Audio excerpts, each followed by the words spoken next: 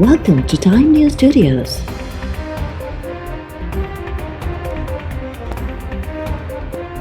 You are watching 3 PM Bulletin. हम इंशाअल्लाह ताला ज़रूर इस कानून को तब्दील भी करेंगे। अल्लाह ताला करे कि कोई बेहतर जमहूरी हुकूमत आए, उसके साथ बैठ के उसके साथ पूरा तावन भी करेंगे। मुस्लिम लीग नून की भी अगर हुकूमत आइंदा आती है इंशाअल्लाह, तो उसमें भी हम ये तरमीम ज़रूर करेंगे। लेकिन ये तरमीम करना सिर्फ अवाम के मुंतखब नुमाइंदों का हक है। सुप्रीम कोर्ट को पहले भी ये रिक्वेस्ट कर चुकी हूँ कि ये एक सियासी मसला है, आप इसमें पार्टी ना बने। परसेप्शन उसका यही आएगा कि इमरान खान की डूबती हुई कश्ती को बचाने के लिए एक बगावत सी हो चुकी है उनके रैंक्स के अंदर। तो ऐसे में अगर सुप्रीम कोर्ट इमरान खान साहब को कोई रिलीफ देता है तो पाकिस्तान की अवाम उसको एक बायस्ड फैसला समझ। 2 साल 3 साल पहले जब इनका सेनेट के चेयरमैन का इलेक्शन हुआ था तो इमरान खान को तब शो ऑफ हैंड्स नहीं याद आया, तब उनको ओपन बैलेट याद नहीं आया।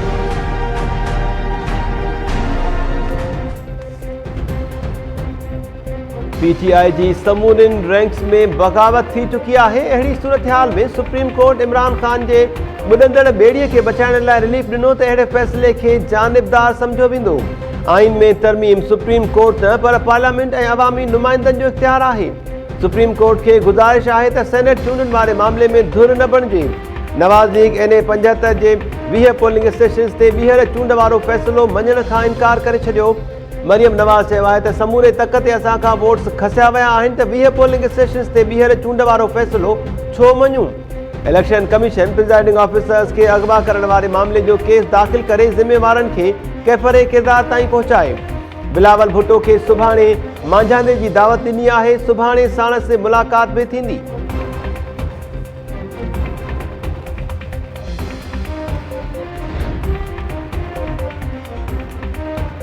नैब नवाज लीग की नायब सदर मरियम नवाज के 2 मार्च से तलब करे वरतो। ज़रियन मूजिब नैब नोटिस में मरियम नवाज के 2 मार्च से सुबह 11 वगे नैब टीम आडो पेश थी जाती उमराह में ज़मीन की खरीदारी वाले मामले ते सवालन जा जवाब ॾियण की हिदायत कई। नैब अहद चीमा और अॻूणे DC नूरुल अमीन मेंगल के भी जांच में शामिल करे छॾियो।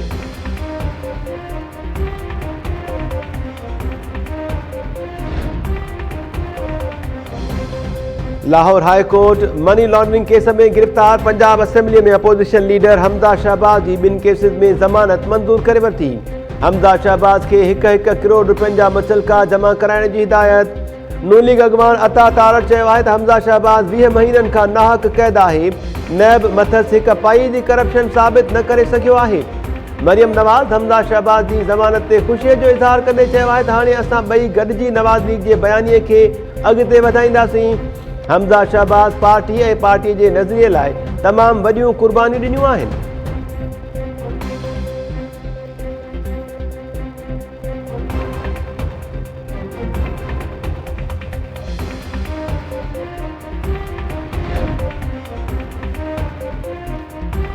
वज़ीर आज़म इमरान खान चयो है तो कश्मीर मसलो रुगो ॻाल्हियुनि ज़रिए हल थी सके थो। इक़्तिदार में अचण बाद भारत के ॻाल्हियुनि जी आछ कई पर का अगभराई न थी। एक मसले के हल लाइ जंग शुरू थियण सां ॿिया तकरार कर खणंदा आहिनि। कोलंबो में तकरीब के खिताब कंदे इमरान खान चयो तो श्रीलंका और पाकिस्तान दहशतगर्दी जो शिकार आहिनि। हिते जे मुल्कनि सां वापारी रागपा कायम करे गुरबत घटाए सघिजे थी। इन खां अॻु वज़ीर आज़म इमरान खान श्रीलंका के वज़ीर आज़म और सदर सां धार धार मुलाकातूं कयूं। श्रीलंकन हममनसब के पाकिस्तान के दौरे की दावत।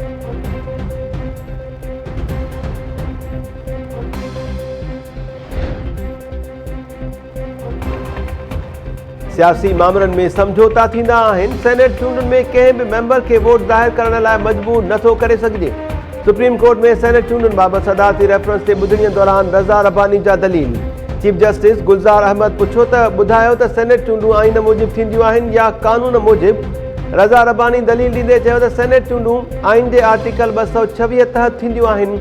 रज़ा रब्बानी खां पोइ पीपल्स पार्टी के वकील फारूक H नाइक दलील ॾींदे चयो त सेनेट चूंडन में मखसूस सीट्स से इलेक्शन न सिलेक्शन थींदी है। जस्टिस एजाजुल अहसन चयो त आइन में इस्तेमाल थियल लफ्ज़ इलेक्शन के गलत न सॼो।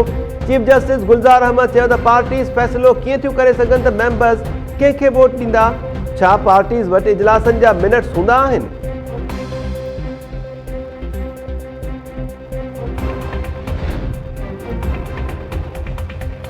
छा फैसल वाबडा पाण खे कानून खां मथां समझे थो? फैसल वाबडा हूअं बि एतिरो कूड़ ॻाल्हाईंदो आहे, अॼु वरी जहाज़ जी टिकट न मिलण जो कूड़ हणी छॾे हा।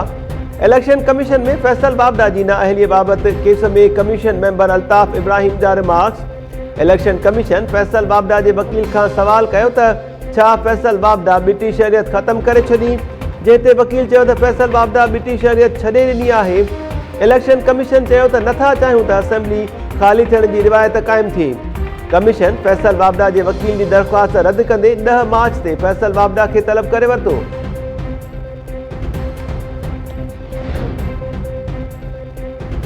हाणे जंहिं इलाइक़े में कुते ॾाढ़नि जो वाक़ियो रिपोर्ट थियो, उतां जे MPA खे मुअतल कयो वेंदो ऐं उहो MPA सेनेट चूंडुनि में वोट कास्ट न करे सघंदो। सिंध हाई कोर्ट सखर जा शहरनि जे कुतनि हथां ॾाढ़ण वारे केस में रिमार्क्स। केस जी ॿुधणीअ दौरान सरकारी वकील चयो त कुता ॾाढ़नि जे वाक़िअनि में MPAs जो वास्तो नाहे। जस्टिस आफ़ताब अहमद चयो त असांजो वात न खोलायो त बहितर हूंदो।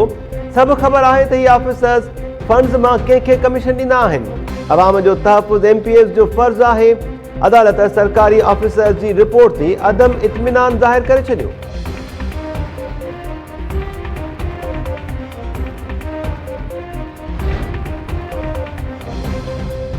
कराची में गिरफ्तार अपोजिशन लीडर हलीम आदिल शेख जा प्रोडक्शन ऑर्डर्स जारी। सिंध असेंबली जे स्पीकर इजलास में शिरकत लाइ हलीम आदिल शेख जा प्रोडक्शन ऑर्डर्स जारी करे छॾिया।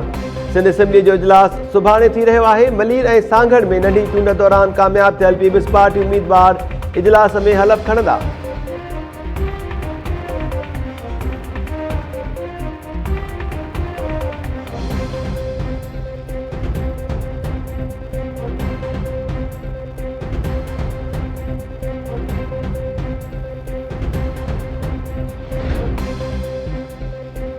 मलीर पुलिस हथां गिरफ्तार। सिंध असेंबली में अपोजिशन लीडर हलीम आदिल शेख जी ज़मानत बाबति दरख़्वास्त ॿुधण खां इनकार। दहशतगर्दी टोड़ अदालत जे जज दरख़्वास्त लाॻापियल अदालत ॾांहुं माणी। हलीम आदिल शेख ख़िलाफ़ मलीर में नंढी चूंड दौरान फायरिंग समेत 4 केसिस दाख़िल आहिनि।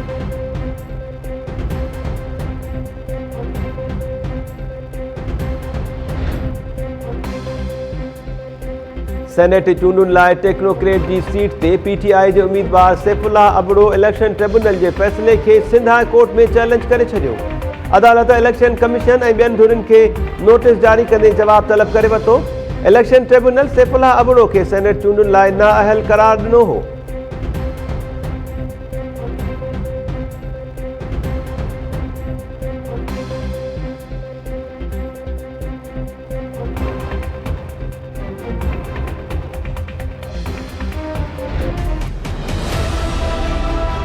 $35 करोड़ में ये टिकट बिका। 6 महीने पहले वो पार्टी में आया, तो किस बुनियाद पे, किस मेरिट पे टिकट दी गई? खान बहादुर साहब, आपने कहा है कि 35 करोड़ में टिकट बेचा गया है। अभी आपको इंशाल्लाह नोटिस भेजूंगा, उसके बाद जल्दी आप और हमारी मुलाकात होगी हाई कोर्ट में।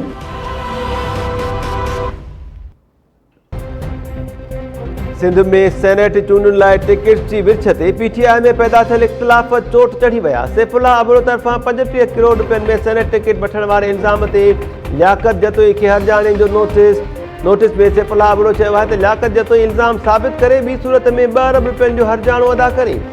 PTI अॻवान लियाकत जतोई बि सैफुल्लाह अबड़ो ख़िलाफ़ कानूनी कार्रवाई जो फ़ैसिलो करे वरितो। 26 फरवरी ते हमख़याल अॻवाननि जो इजलास तलब। वज़ीर आज़म जे ख़ुसूसी मुआविन शहबाज़ गिल चयो आहे त लियाकत जतोई सेनेट टिकट जे मामले में बेहूदा इल्ज़ाम लॻाया आहिनि। लियाकत जतोई इल्ज़ामनि जा सबूत पेश न कया त संदसि ख़िलाफ़ सख़्त एक्शन खंयो वेंदो। लियाकत जतोई पाण नैब सटियल आहे, अजायो कूड़ा इल्ज़ाम मढ़े रहियो आहे।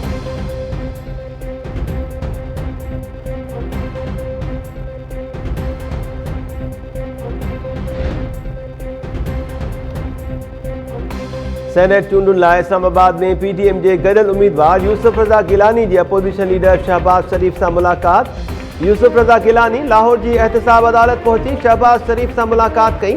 मुलाक़ात में सेनेट चूंडुनि सूधो मुल्की सियासी सूरतहाल ते ॻाल्हियूं कयूं वयूं। अॻूणे वज़ीर आज़म यूसुफ रज़ा गिलानी चयो आहे त हुकुमराननि खे सरप्राइज़ मिली वियो आहे। मूंखे नाअहल करार ॾियण वारी कोशिश नाकाम थियण बाद हुकूमत सेनेट चूंडूं ओपन बैलेट ज़रिए कराइण जी कोशिश करे रही आहे। ओपन बैलेट लाइ आइन में तरमीम करणी पवंदी। हुकूमती माण्हुनि तरफ़ां सेनेट चूंडुनि में हॉर्स ट्रेडिंग ऐं पैसे जे इस्तेमाल वारो तासुर ॾियण जी मज़म्मत करियूं था।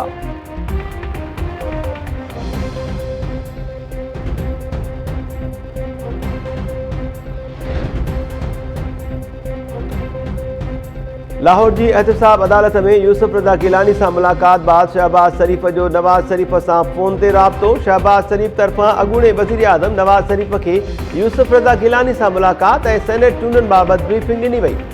ज़रियनि जो चवण है यूसुफ रज़ा गिलानी से मुलाकात बाद शहबाज शरीफ मरियम नवाज सूदो शरीफ कुटुंब के ॿियनि भातियुनि ऐं नवाज लीग अगवाननि से भी राब्ता कया।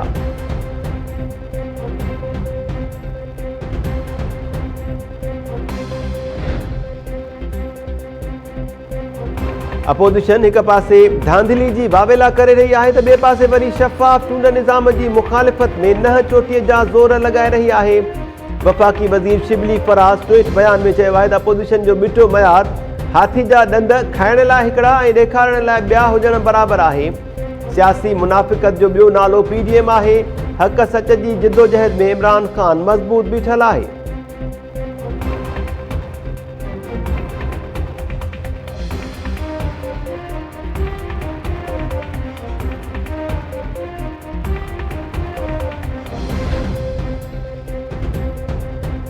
कराची की एहतसाब अदालत सिंध के सकाफ़त और सयाहत खाते में करोड़ों रुपये की करप्शन रेफरेंस में अगूणे डायरेक्टर रोशन कनासरो की लांढी जेल मुंतकिली वाली दरख्वास्त रद्द कंदे खेसि सेंट्रल जेल मुंतकिल करण जो हुकुम ॾेई छॾियो।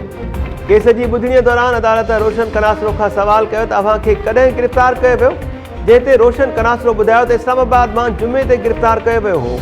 अदालत रेफरेंस में रूपोश जवाबदार वकार शाह बाबत नैब का रिपोर्ट तलब करे वरिती।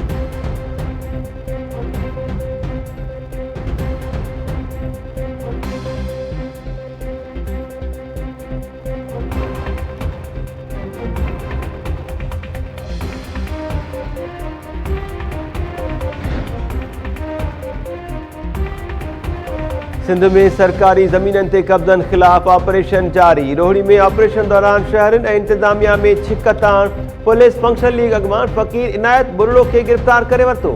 कारकुनन जो वॾो अंगु थाने ॿाहिरां गॾु थी वियो। पुलिस जी वाधू नफ़री तलब। हुमायूं शरीफ शहर में इंतजामिया जो ऑपरेशन केतराई दुकान और छपरा ड्राहे पट कया विया। हाला में भी ऑपरेशन दौरान अदावतूं ड्राहे पट।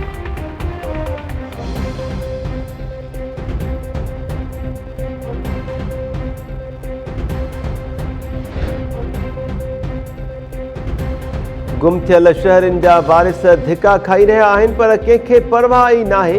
बस घणो थियो हाणे कंहिंसां बि ज़ुल्म थियण न ॾींदासीं।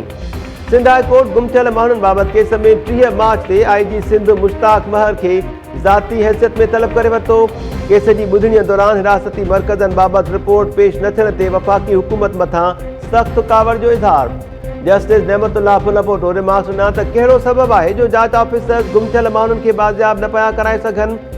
IG सिंध अदालत में पेश थी ॿुधाए त गुम थियल माण्हू छो बाज़ियाब न पिया थियनि।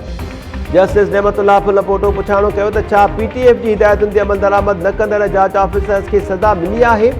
घरू खाते के फोकल पर्सन ॿुधायो त कंहिं बि जांच ऑफिसर खिलाफ़ कार्रवाई नाहे थी। अदालत चयो त अहिड़ियुनि JITs ऐं सूबाई टास्क फोर्स जो कहिड़ो फ़ाइदो जेके पंहिंजनि हिदायतुनि ते अमल न कराए सघनि।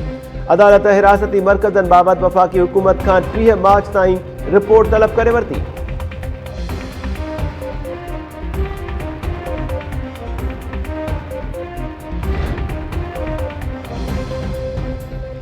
सूबाई वज़ीर जाम खान शोरो भाव ऐं भाइटे सूदो हैदराबाद की एहतसाब अदालत में पेश। नैब जाम खान शोरो संदसि भाव काशिफ शोरो ऐं भाइटे करण शोरो खिलाफ सरकारी ज़मीन के रिकॉर्ड में फेरफार से 5 अरब जो रेफरेंस दाख़िल करायो हो। अदालत रेफरेंस में नामज़द सूबाई वज़ीर ऐं ॿियनि जवाबदारनि खे अॼु तलब कयो हो।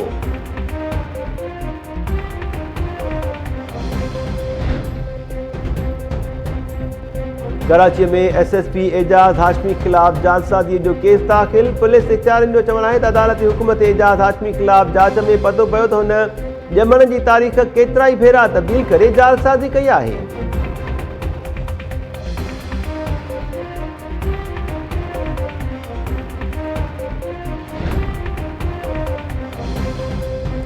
दादू में 3 सालन की बाड़ीअ के ज़्यादतीअ जो निशानो बणाइण वारे केस में गिरफ़्तार मुख्य जवाबदार नौशहरो फेरोज़ की दहशतगर्दी टोड़ अदालत में पेश। अदालत जवाबदार अयाज़ पंवर के 6 ॾींहंनि जे जिस्मानी रिमांड ते पुलिस हवाले करे छॾियो।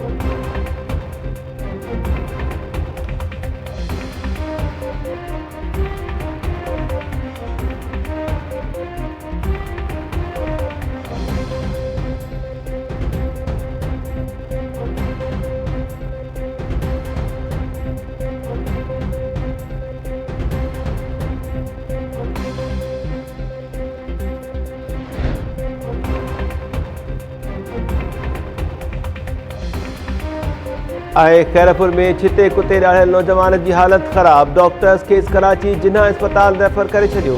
जिन्ना अस्पताल की डायरेक्टर डॉक्टर सीमी जमाली चयो आहे त नौजवान रमीज़ के 3 महीना अॻु छिते कुते ॾाढ़े ज़ख़्मी कयो हो। वैक्सीन न लॻण सबबि संदसि हालत ख़राब थी वई आहे। सिंध के मुख़्तलिफ़ शहरनि में अॼु वधीक 15 ॼणा ॾाढ़िजी ज़ख़्मी थी पिया। अक्सर शहरनि में वैक्सीन न मिलण जूं शिकायतूं।